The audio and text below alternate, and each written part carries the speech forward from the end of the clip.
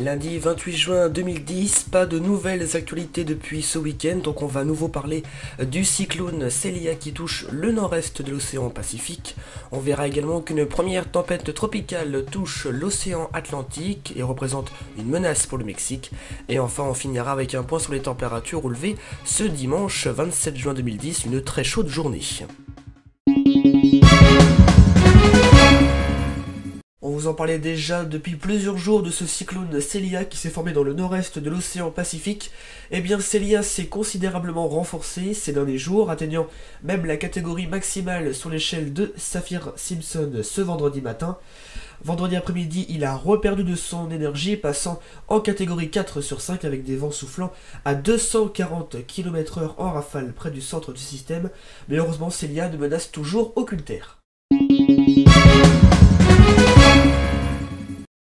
La dépression tropicale présente actuellement au large des côtes du Honduras dans l'océan Atlantique pourrait devenir le premier cyclone de la saison dans ce bassin selon le National Hurricane Center. Ce samedi matin à 6h, le centre de la dépression tropicale était centré par les points 16,5 de latitude nord et 84,5 de longitude ouest. Elle se déplaçait en direction du nord-ouest à la vitesse moyenne de 13 km/h. Elle devrait toucher la péninsule mexicaine du Yucatan dans les prochains jours, tout en se renforçant. Des avis de tempête tropicale sont d'ailleurs déjà lancés sur cette partie du Mexique. Les vents soufflaient à 55 km/h en moyenne avec des rafales beaucoup plus élevées. La tempête a déjà apporté de fortes pluies au nord du Honduras, où près de 100 mm sont tombés à Puerto Lempira, sur la côte près de la frontière du Nicaragua.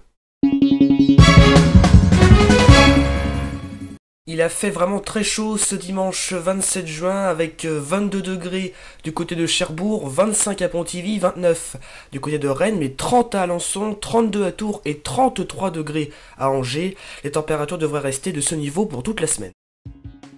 Fin de ce journal, merci à vous de l'avoir suivi. On se retrouve ce mercredi 30 juin pour un nouveau journal. Tout de suite, voici la météo des allergies.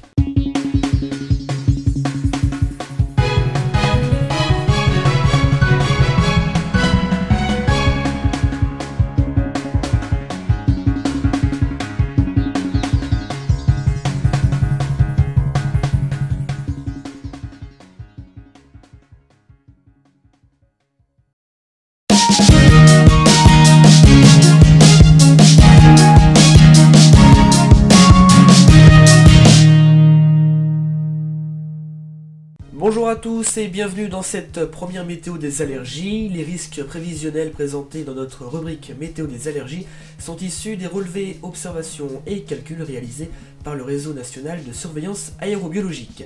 À la fin de cette session, nous évoquerons avec Sophie Frein, analyste pollinique, le traitement à suivre quand on est allergique au pollen. Et juste avant, on parle tout de suite des risques de pollinisation en région Basse-Normandie.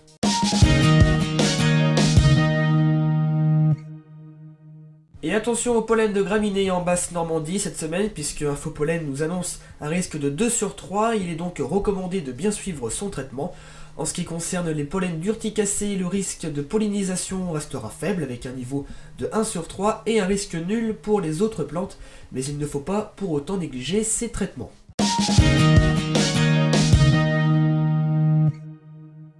Une pollinisation globalement plus importante pour les Pays de la Loire, avec des risques faibles pour les pollens de tilleul, de rumex et d'urticacées. En revanche, attention aux graminées qui s'annoncent très présents dans l'air avec un risque maximal, soit de 3 sur 3. Alors chaque semaine sur préviwest.fr de notre météo des allergies, Sophie Frein, analyste pollinique au centre hospitalier de Dinan, nous parlera des risques polliniques en nous révélant ses conseils pour lutter efficacement contre toute forme d'allergie. Alors Sophie Frein, bonjour. Bonjour. Alors merci d'accepter de participer avec nous à la météo des allergies. Alors pouvez-vous nous donner cette semaine quelques conseils pour éviter de souffrir au maximum des pollens si l'on est allergique ? Alors cette semaine, il faut savoir déjà que les principaux pollens qui sont dans l'air sont surtout les graminées et les urticacées. Donc ça c'est important pour les personnes qui se savent allergiques, parce qu'elles sauront reconnaître à quel pollen elles sont allergiques. Et puis bien évidemment, on ne peut pas éviter d'être en présence de pollen, mais on peut un peu diminuer leur quantité, surtout dans l'air intérieur. Donc ça va être des mesures qui vont être toutes simples, fermer ses fenêtres la journée. Alors c'est dommage quand il fait beau, mais C'est une mesure qui va être nécessaire quand on est allergique au pollen, surtout à ces deux-là. Ou ça peut être un geste qui peut être très très simple, comme penser à se rincer les cheveux une fois qu'on est chez soi, de sorte à enlever tous les pollens que nos cheveux vont avoir captés. Merci à vous Sophie pour toutes ces précisions. La semaine prochaine, vous nous parlerez des pollens les plus gênants dans l'Ouest. Découvrez le service automatique de diffusion de notre partenaire Infopollen et personnalisez votre propre bulletin allergopollinique. Vous recevez chaque vendredi sur votre email, téléphone, fax ou SMS les risques prévisionnels qualifiés pour les allergènes auxquels vous êtes sensible concernant la région de votre choix. Rendez-vous dès à présent sur www.infopollen.com dont l'adresse s'affiche en bas de votre écran, n'hésitez pas. Merci d'avoir suivi cette première météo des allergies, on se retrouve samedi prochain pour un nouveau point sur les pollens allergisants. Là vous retrouverez Florent Denis. D'ici là je vous souhaite une agréable semaine et à samedi.